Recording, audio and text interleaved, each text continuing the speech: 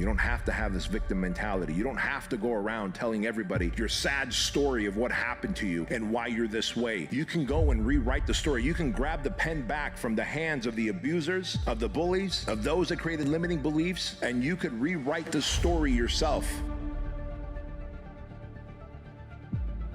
In all the blank pages that exist in your book of life. But that only happens when you start doing the self-work, when you commit to self-mastery. And I'm telling you, it's not just by reading a couple of self-help books.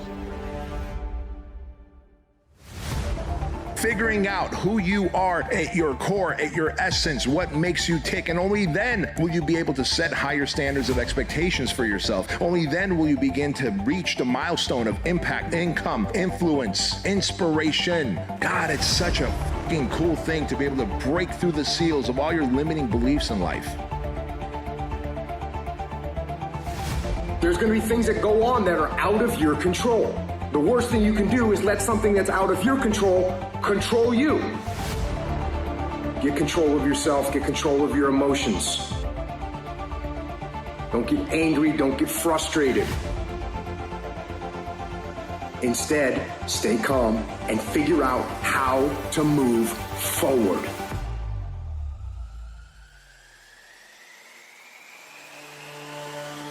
There's a terminology in psychiatry called relational illness. You've heard people say, you make me sick. Some people can make you sick. That if you fool around with them long enough will send you to an early grave. That will drive your blood pressure up. That will turn your hair gray. Who is it you need to get out of your life? You need to ask yourself the question, what is this relationship doing to me?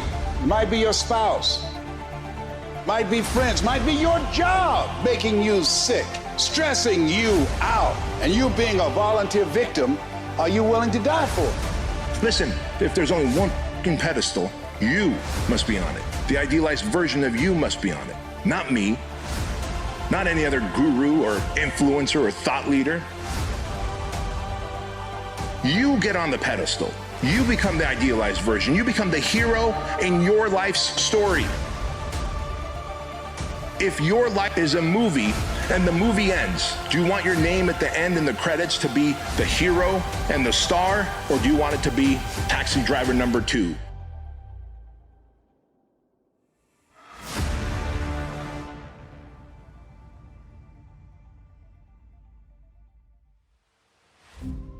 We start to trap ourselves within our own mind. And our mind is this big barrier, this big wall. And once we get to pain and suffering, that wall gets bigger and bigger and bigger. Mm-hmm.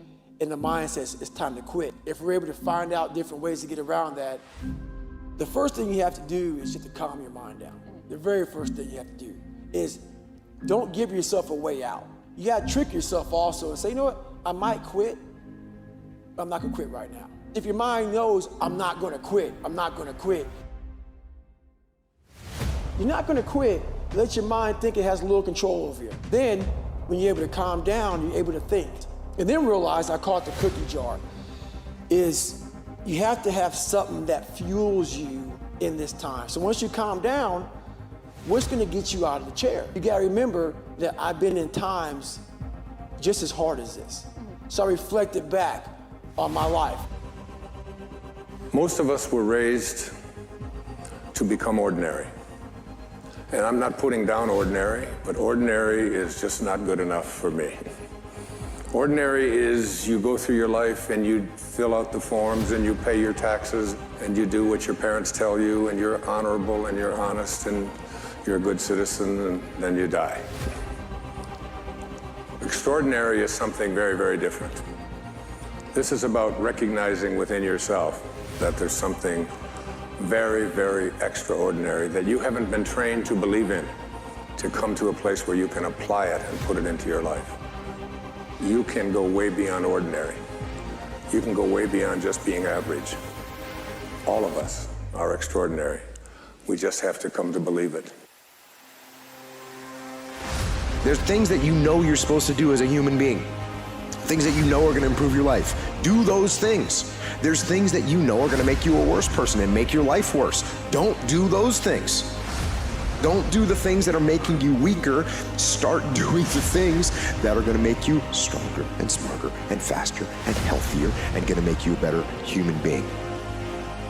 things that you have in you that you don't even know. But until you get outside of your comfort zone, you will never discover it. You have something special. You have greatness within you. But in order to manifest your greatness, you've got to put yourself in a perpetual state of discomfort.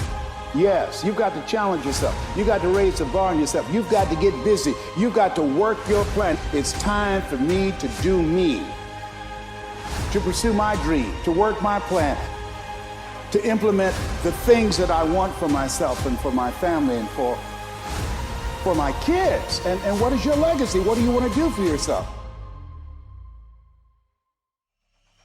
Most people quit and never finish what they started is because they continually stack L's instead of W's.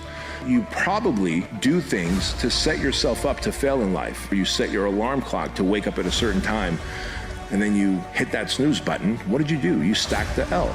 If you think that you're meant for big goals and big dreams, change lots of lives and impact and inspire people, well, you probably need a lot of confidence. If you're always stacking losses, hitting the snooze button, saying you're gonna go work out and you don't, saying you're gonna eat clean and you don't, saying you're gonna read a few pages out of a book and you don't, and all those things seem small and trivial until they add up over days, weeks, months, and years, and you have hardened your subconscious into knowing that you are an imposter, that you are not a promise keeper, and therefore your reputation with yourself erodes. Your reputation with yourself, as it turns out, is your confidence.